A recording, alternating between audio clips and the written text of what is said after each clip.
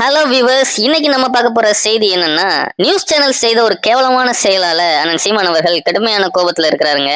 அதாவது அண்ணன் சீமான் அவர்கள் அரசியல்ல எப்போதுமே ஒரு வெளிப்படையான அரசியல்வாதின்னு சொல்லலாம். அவர் என்ன செய்தாலும் ஊடகங்கள்ல சொல்லிடுவாரு. அவருடைய தம்பி தங்கைகளுக்கும் வெளிப்படையாக தான் இருப்பாரு. மற்ற அரசியல் கட்சி தலைவர்கள் மாதிரி உள்ளொன்றும் புறம் ஒன்றும் பேசுற பழக்கம் அண்ணன் சீமானுக்கு கிடையாது. அதனாலதான் அண்ணன் சீமான் அவர்களை பெரும்பாலான தம்பிகள் உயிரை விட அதிகமா நேசிக்கிறாங்க. அவருடைய அரசியலையும் பல லட்சக்கணக்கான மக்கள் பின்தொடர்றாங்க. அப்படிப்பட்ட அண்ணன் சீமான் அவர்கள் சமீபத்துல ரஜினிகாந்தை போய் சந்தித்திருந்தாரு. அது குறித்த செய்திகளை நாம் தமிழர் கட்சியினரே ரொம்ப வெளிப்படையாக வெளியிட்டிருந்தாங்க. அதுல அரசியல் குறித்து எந்த ஒரு பேச்சும் இல்லை அப்படின்னு சொல்லப்பட்டிருந்துச்சு. ஆனா இப்போ நேற்றைய முன்தினம் மத்திய நிதியமைச்சர் நிர்மலா சீதாராமன் அவர்களை அண்ணன் சீமான் அவர்கள் சந்தித்ததா ஊடகங்கள் பொய் செய்திகளை பரப்பிட்டே இருந்தாங்க. ஆனா அண்ணன் சீமான் அவர்கள் அதற்கு ஒரு தகுந்த பதிலடியை கொடுத்திருந்தாரு. நான் சந்தித்திருந்தா கண்டிப்பா சொல்ல போறேன், எதுக்கு இப்படி பொய் செய்திகளை பரப்புறீங்க அப்படின்ட்டு அவர்கள் மீது கோபத்திலையும் இருந்தாரு.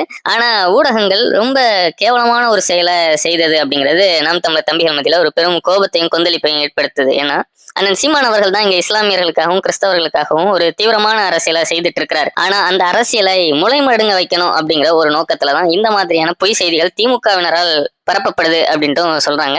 அதனால அண்ணன் சீமான் அவர்கள் இனி வரக்கூடிய நாட்கள்ல ஊடகங்கள் மீது வழக்கு தொடரவும் வாய்ப்பு இருக்கு அப்படின்னு சொல்லப்படுது.